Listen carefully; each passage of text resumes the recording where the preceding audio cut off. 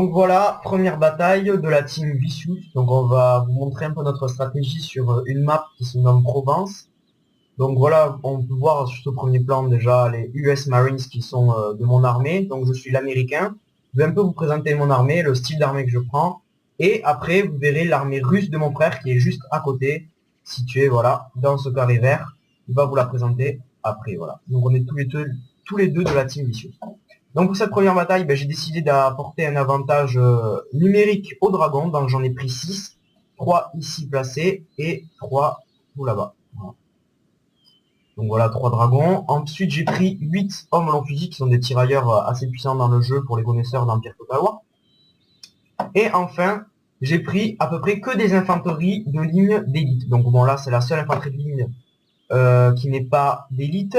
Ensuite, j'ai les US Marines qui sont ici, que vous avez vu au début du jeu.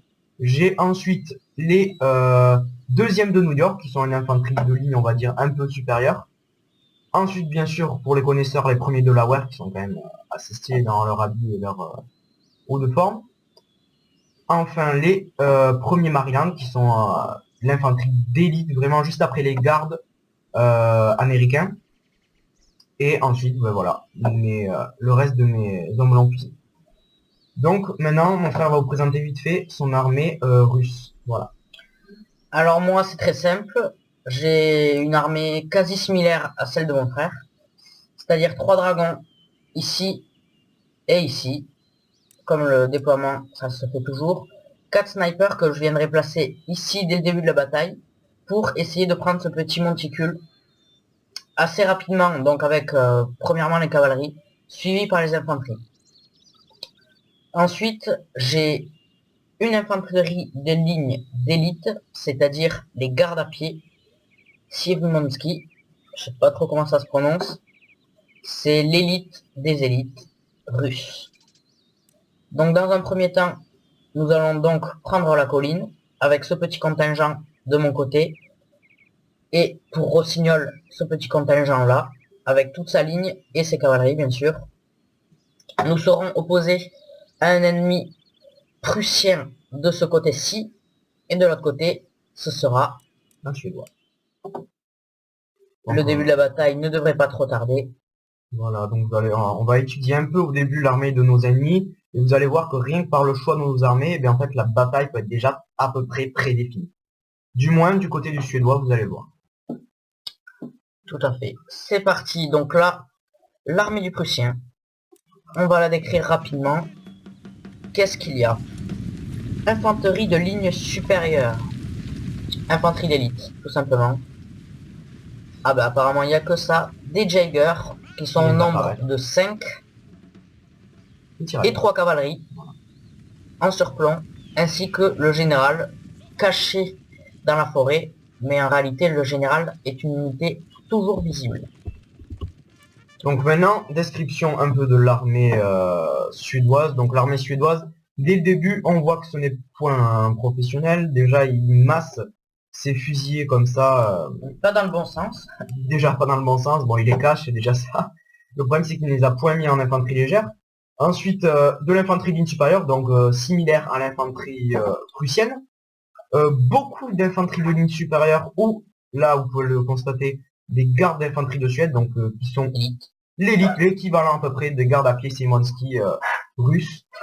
Et enfin, très peu de cavalerie, point de dragon et bien sûr trop d'infanterie de ligne, ce qui va le mettre un peu en désavantage au niveau de la portée, c'est-à-dire qu'il n'a pas assez de fusiliers. Et bon, vous allez bien vite voir ça. Donc je passe la main à mon frère qui va vous expliquer nos stratégies sur la colline là-bas. Donc, la colline, on peut voir la concentration des deux armées.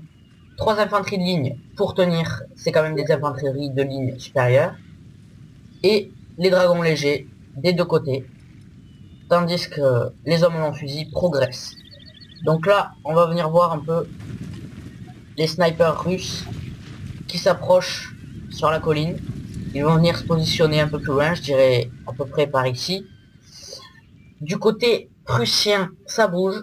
Il va placer ses Jaegers dans la forêt pour essayer de retenir les 4 snipers russes. On verra comment. Voilà.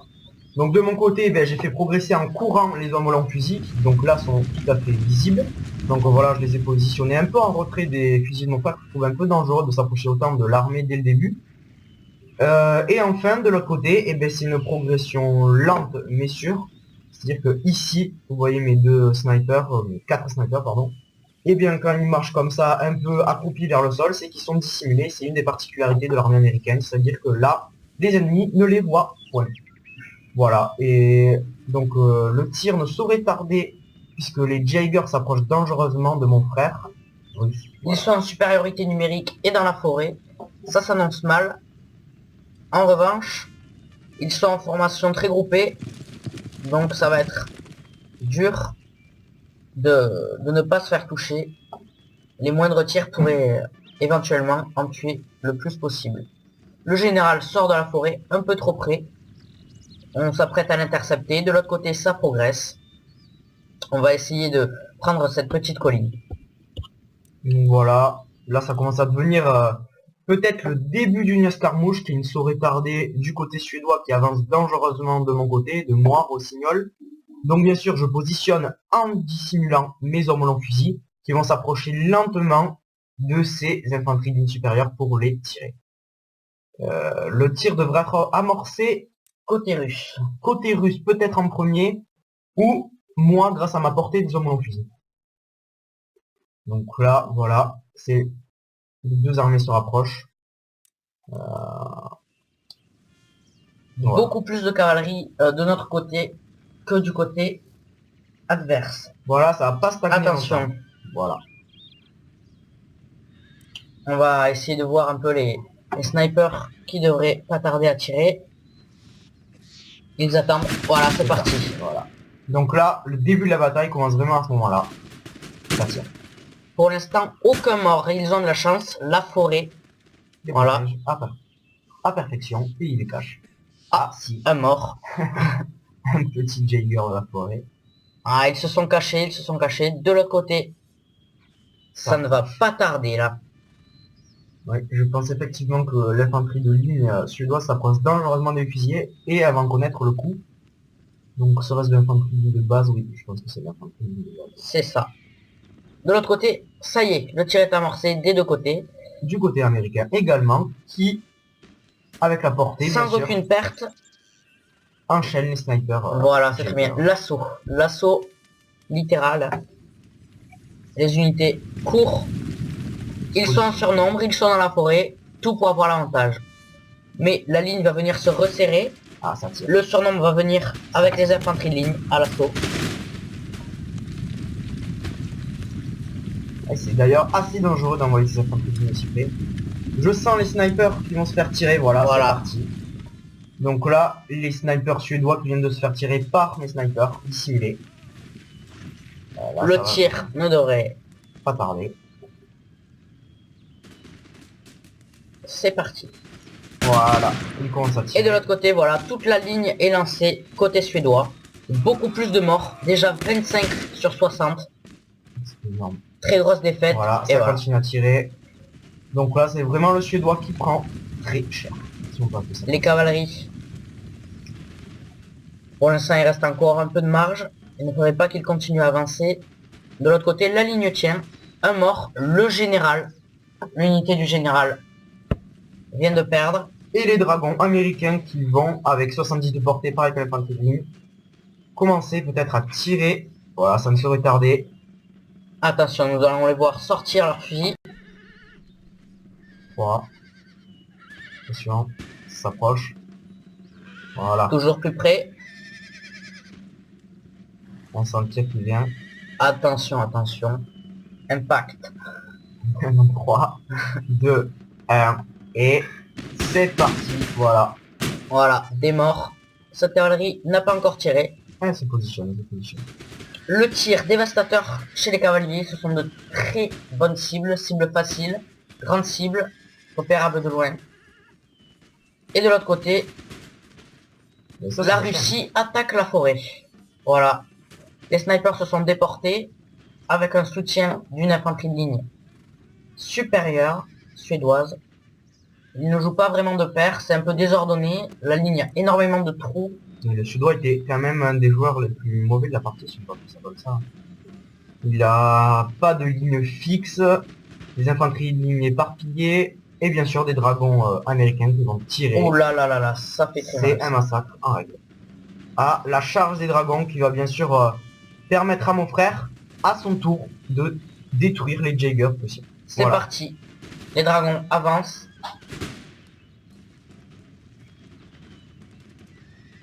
Voilà, donc là, Très désordonné, plus personne ne tire. la Prusse qui charge. Et le goulot qui va commencer à se former là. On peut commencer à le voir, il va venir se refermer ici ensuite. Voilà, le tir et la charge des Américains. Donc peut-être zoomer dans la forêt pour voir un peu ce massacre, ce sabre au clair qui va massacrer ces Prussiens. Voilà. Et hop, fauchage en direct. Voilà. Bien sûr, ça fait pas le poids cavalerie contre infanterie légère. Bien légère. Voilà, c'est le repli total et... Ah non, Ah, il cherche le combat quand même. il cherche un peu, ouais. Pourquoi court-il? Ah, je pense que les dragons légers russes ont bien sûr vu ces Jaegers qui s'échappent sur le côté. Bon, du côté suédois, Oh là là! un massacre en règle.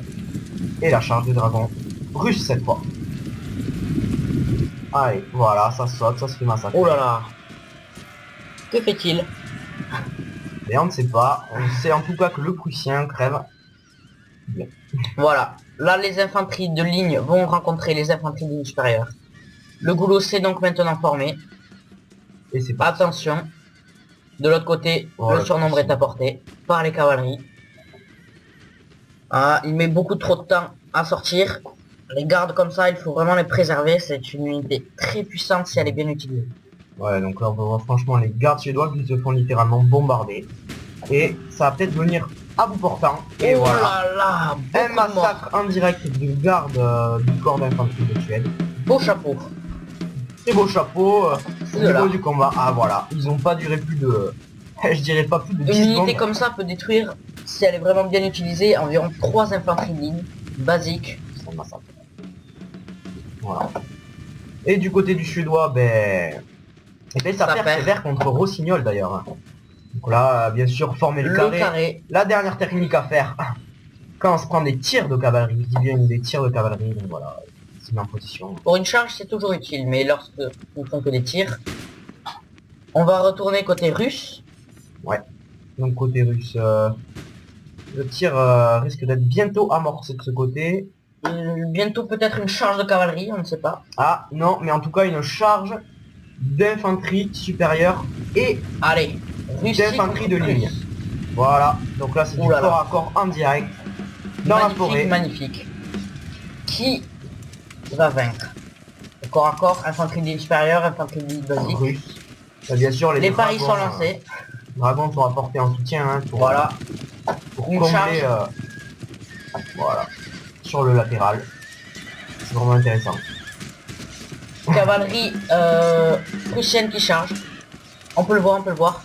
Ah oui, cavalerie prussienne qui charge en direct. Les pieux, oulala, les pieux, c'est dangereux. Ah, ils sont placés, ils sont placés. Au bon moment, au bon endroit. Oulala. Contournement. Ah, quand même. Ah, on sent les pieux qui font leur effet. Hein. Un peu en tout cas. Oulala, pris à revers. C'est mauvais. Carré formé rapide. Très rapidement ce carré. On dirait qu'ils ont fait ça toute leur vie. Donc la cavalerie quand même qui est assez nombreuse en boutique carré russe, c'est assez rare. Mais derrière, une infanterie de ligne. On va se mettre en position d'ailleurs, tu vas commencer à tirer, non? C'est ça. Effectivement, on va assister à du dégommage de cavalerie en direct. Rouge et vert. C'est parti. Voilà. Voilà. Oulala. Là c'est assez intéressant de voir les petites unités qui se battent, franchement c'est... Ah et voilà. C'est ça qui est retourné méchant. Ah, de ce côté-là. Ah ben, disons que Rossignol, donc c'est-à-dire moi, ben, j'ai mis très peu de temps à massacrer l'armée suédoise qui est quand même, qui était mal organisée. Sans cavalerie, c'est extrêmement dur de gagner. Ah, le garde du corps d'infanterie qui continue de tirer. Bon, c'est ça, c'est bien. Bon, je pense que ça va pas durer très longtemps. Hein. Enfin utilisé à bon escient. On va bien voir leur fin. Ça serait mignon. Ah, ça se prépare sévère. Une charge. Oh. Et non, un repli. Et non. Et non. Ah, Voilà, il y a des tirs de... Ça, c'est des marines. Ça, c'est des Marines américaines qui se mettent en formation et qui tirent. Plus aucune issue. Voilà. Voilà, un massacre en règle. Les premiers Delaware qui tirent. C'est juste magnifique. Parfait. Voilà. Et bien sûr, organiser l'armée américaine, EBS, une opposition. Voilà. Donc, moi, ayant fini avec mon ennemi, eh bien, je me rapproche dangereusement du Prussien pour aider mon frère. Ce qui va être assez intéressant, c'est de voir maintenant ceci. Et oui, les gardes à pied Simonski vont rentrer dans le rôle de tireur de base qui va défoncer, franchement. Très bon l'infanterie graphisme. supérieure. Voilà, c'est parti.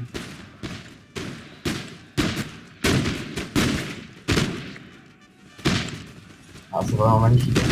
Et là, le couloir va commencer à se former un entonnoir autour des forces prussiennes.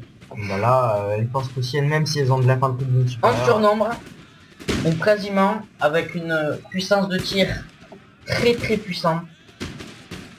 oh là là. C'est vraiment un massacre en règle. Bon, Voilà. regardez là, franchement, ça a été...